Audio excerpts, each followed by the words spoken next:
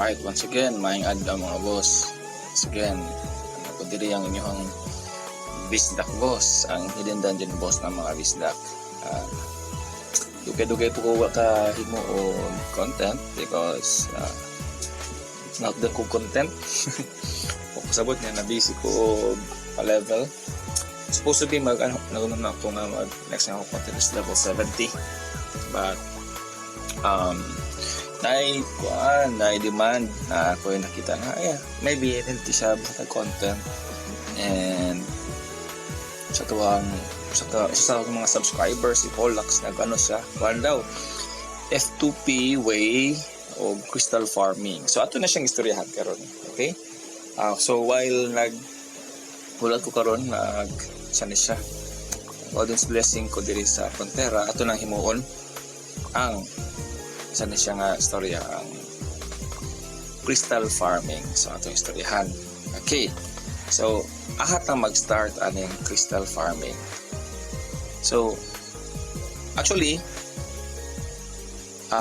sayo na jud kayo mag-farm of crystal kung kabalo lang ka unsay pangitaon or unsay imong ibaligya sa actually exchange center magina siya magdaog.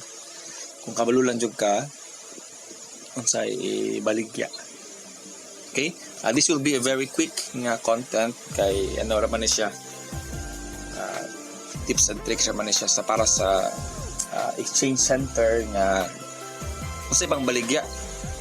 So, first tanaw na to ang unsa man day mga possible nga mabaligya sa exchange center. So, tanaw na to karon. Ako lang isulti sa inyo ha, mag-vary ni siya depende kung asa ka nga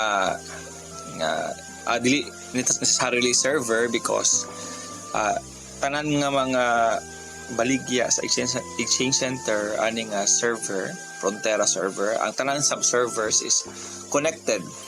Okay? So, ang tanong ko ron unsay mga nindot nga baligya. So, actually nara diri ang sekreto. Trading volume, rise and fall. I-predict nimo kung unsa, so mga boss mo ni siya nga akong technique, no? I-predict nimo kung unsa ang halin nun according sa status sa inyong server or according sa status sa mga tao. So tanaw nimo kung unsay kanang hilig ginapalit mo yung ibaligya. Okay? So kung example, mga items, ang common na nga mga baligya diriyaw kani mga luminary nanay yun sa kuha nga sige mo kung baligya luminary di mamahalin basig low level ra pod. Okay, right now sa akong nakita depende sa status sa mga players kung aha na sila sa ilahang progression. So maybe ang uban dili nagapalit sa luminary 1, so palit ka og imong ibaligya, imo siyang i-synthesize, imo mo siyang luminary 2, 3 ba ka or paraane 4 daghan na gabaligya, daghan na gapalit. So kana siya. Another thing is kani sa to ang life, mga materials like mining nga imong napalit, fishing, mga isda. Another thing is gardening, mga bulak. And kanang imong gipang craft, pwede po na nimo ibaligya. So, karon ako nga ikuanin, how will you know unsay nindot ibaligya?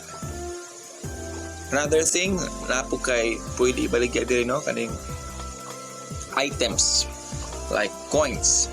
Actually kani corp coins halinon kay ni siya. If ever na mo'y mga items nga kanang na loot ninyo sa instance nga mabaligya din na siya mahalin. So my recommendation is ibaligya na lang nimo as a corp coin, imo siyang i-dismantle. So karon to answer the question, ani kay na siya mga boss. Wala gyud stable nga baligya sa exchange center. So akong ginahimo gina-rotation na, this is a very nga technique ha, gina-rotation na ako unsa akong ginabaligya. usahay corp coins, usahay items, usahay mga another thing, card, baligya. Okay, kanina akong naka-follow cards. Natoy one time nga nahalinan ko og cards katong saan isa ato ako pangitaon kung na ba. Nag-farm ko sa una og emerald sa headgear to. Kani. Art larva. Until now, mahal kay siya, 456. One time, nagbaligya ko atong time, 250k na ito baligya na ako ato. Nahalinan ko tulo ka buok. Tungod kay mahal, niya gamay ray gabaligya. Niya na magapalit. Kasaka ang presyo niya. So, basically in demand. Pero lang, low level lang gini siya. Although, makakuha pa magyapong ka og drop, pero dili na kay siya nga nakasulit. So, to answer the question directly, unsay mga nindot ibaligya in rotation. Una, let's talk about kani mga luminary equipments. Una na siya, fish, mga isda. Kanang hilig kaayo ginapalit. Example, kaning pareane. Pag-craft for fracon. Kani for carnium. Atong isa kani for basics. Or maybe pang refine ng mga materials like kani enriched orodicon, sa puto siya kani blessed orodicon, kani enriched radium, illinium. Okay kana. You can also use that. Mining right now. Anything level 3 up, halinon kayo na siya. Ako ipakita kung unsay ako ang nakakuha karon. Ginabaligyan ako. Sa akong tulo ka characters, lahi-lahi akong style pagbaligya. Ang isa, nagabaligya akong isda. Ang isa, cards and luminary and corp coins. While ang isa is kaning mga mining materials. Okay. So,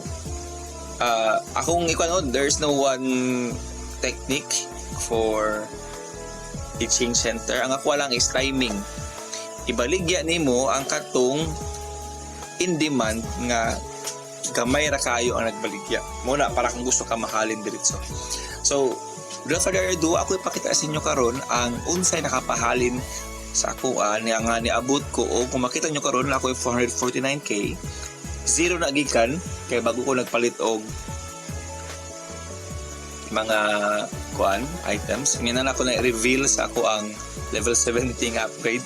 So in short, nag-refine ko guys. Okay, mga boss, nag-refine ko. So na zero gina siya. And then I think duha lang kaadlaw niabot na nag 449k. Okay? So ako nang i-reveal karon unsa ang ibaligyan ako aning account kaning kang kinsa man siya kang Persephone. By the way, this is Yuzu. Nga ng Persephone karon na change name ko. So ako nang i-reveal guys. Andun na mo guys nara history. Yun, upgrading material di ay. Tanaw niyo niyo, gabi kaya kahalinon karon ng upgrading material level 3. No? Taman pa na o napagida o napa o isda. So kung lang gitaan kung saan mo nga mahalin cheapest price, and then ako ipakita nara ako mga baligya nara Anubis. Yes, kay nahalilan ko Anubis one time. Ako na lang pinagibaligya kay nahalilan ko og Anubis na card. Mga pila to napalit sa ako, tulo ka buok na napalit sa ako then kwarta gyapon na. So ako na nagibaligya ang the rest. So unsa ang technique nara guys? Example kaning luminary, unsa ni siya ordered stuff level 4. Ang ginahimo nako, this is ako sang i-lowest price, maximum number, and then imo rin i-tick niyo para always siya mo sunod sa lowest price. Para sure kung naay mo palit, imuha ang sa mga priority nga mapalit. Okay? So I think more man siguro ni siya guys. And kugi lang yun kay mga F2P man lagi ta ni kamot ta nagbaligya. So I think more man ni siya for exchange center. And ay mga vlog ako ni kung makita niyo ni ako ni pakita sa cover ang pila na gold anin duha ka characters na ako, other characters. Okay? So I think that's it. Murag ko man ako ang okay, mag-ano na ako, mag-daily quest na ako. Once again, this is your Bisdak boss, ang hidden dungeon boss ng mga Bisdak. Maayong adlaw sa inyong tanan. Okay. Happy playing.